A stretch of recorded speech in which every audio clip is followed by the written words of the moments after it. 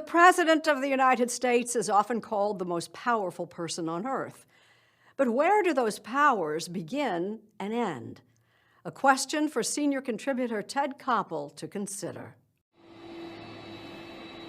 The power of the president is enormous. I have the absolute right to declare a national emergency. And this president is not bashful in describing powers that go well beyond simple declarations. The authority is total, and that's the way it's got to be. The authority is total. There are, it's true, some restraints on most presidential authority, but those might not apply to all the president's powers. I have the right to do a lot of things that people don't even know about. We can't know for sure, but what the president appears to have been referring to are his Presidential Emergency Action Documents, often referred to as PEDs. Former Senator Gary Hart. Even though I've had security clearances for the better part of 50 years and been in and out of national security matters during that half century, I had never heard of these secret powers. Do you know what they are now that you've heard of them? Only vaguely, due to research done at the Brennan Center for Justice at New York University Law School. What these secret powers are, apparently, based on the research, is suspension of the Constitution, basically. And that's what's worrying, particularly on the eve of a national election. These are essentially presidential orders that are drafted in anticipation of a range of hypothetical worst-case scenarios. The Brennan Center research that Senator Hart referred to has been spearheaded by Elizabeth Goitein, the co-director of its national security program and a contributing writer at The Atlantic. Several times during his administration, President Trump has made allusions to secret powers that he has that we don't know about. Is he making that up? Well, not exactly. And what's alarming about that is that no one really knows what the limits of those claimed authorities might be, because they are often developed and kept in secret. Goitein says what little we do know about PEDs comes from references to them in other documents, some of which are now declassified. They originated in the Eisenhower administration as part of an effort to try to plan for a potential Soviet nuclear attack. But since then, they've expanded to address other types of emergencies as well. No presidential emergency action document has ever been released or even leaked. Not even Congress has access to them, which is really pretty extraordinary when you consider that even the most highly classified, covert military and intelligence operations have to be reported to at least 8 members of Congress, the Gang of 8. You're saying they are not consulting with Congress. Exactly. Congress is not aware of what's in these documents, and from public sources, we know that at least in the past, these documents have purported to do things that are not permitted by the Constitution. Things like martial law and the suspension of habeas corpus and the roundup and detention of people not suspected of any crime. The reason these documents are secret is for 11 administrations, people in power did not want to frighten the American people or to demonstrate what might happen to their constitutional rights and liberties. And keep going. And you're saying what they're for? Well, every administration, including Democratic administrations, has revised and updated these powers. And I started contacting friends of mine of both parties who had been in senior positions. And I got 2 responses, or one response, which is, I never heard of these powers. And these are people in senior cabinet positions, or I got no response at all. And it was the no response at all from people I knew that began to worry me, because there not only is secrecy around these powers, there is a mystery around the secrecy. Tell me what you know about these PEDs. I think I know as much about the PEDs as any other American citizen, which is almost nothing at all. David Cole is National Legal Director of the American Civil Liberties Union, and he's concerned about the vast array of presidential emergency powers that we know about.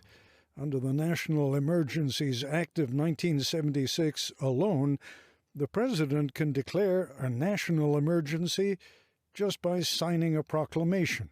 We've got a president who, in his first week in office, essentially declared an emergency to ban Muslims from coming into the country. More recently, declared a widely understood to be a fake emergency in order to build a border wall when Congress told him they would not give him the funds to create a border wall. And most recently has declared that he may need to delay the election, which would be an emergency authority that doesn't even exist. So I think you have to be very concerned.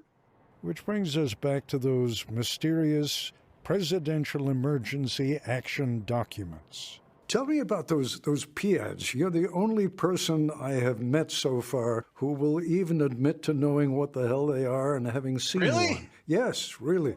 John Yoo is a law professor at the University of California, Berkeley.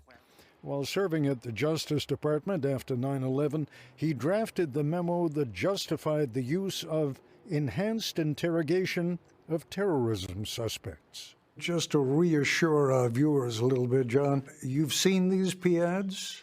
I am not allowed to say whether I have or not. Let me put it this way. You were at the Justice Department. Presumably, the Justice Department would have had to deal with these PADs if a president wanted to implement one. Yes, that's a fair way to say. The Justice Department and the office I worked in would review the legality of the PADs because they would draw on presidential powers and congressional powers delegated to them. Just a couple of weeks ago, Professor Yoo was at the White House discussing executive power with President Trump.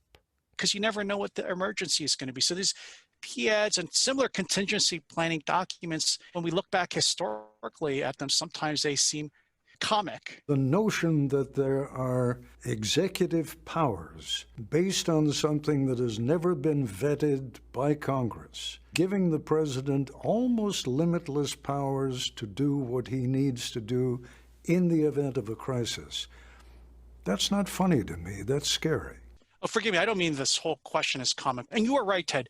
There's dangers to that. And we've seen in our history where presidents have gone too far. I guess there's a balance, and I guess the founders, they balanced in favor of giving the president that kind of ability to face emergencies, even understanding that a badly intentioned president might abuse those powers. These PADs undergo periodic revision, and we know that the Department of Justice is in the middle of one of these periodic reviews and revisions. So we have to imagine what the Trump administration might be doing with these documents and what authorities this administration might be trying to give itself. That's why the framers created the presidency, was because it could act quickly. I would want President Obama or President Biden to have the power to respond quickly to a hurricane or a terrorist attack, just as I would want President Trump to. That's fairly benign, John. But what if what the president was planning to do was the suspension of habeas corpus?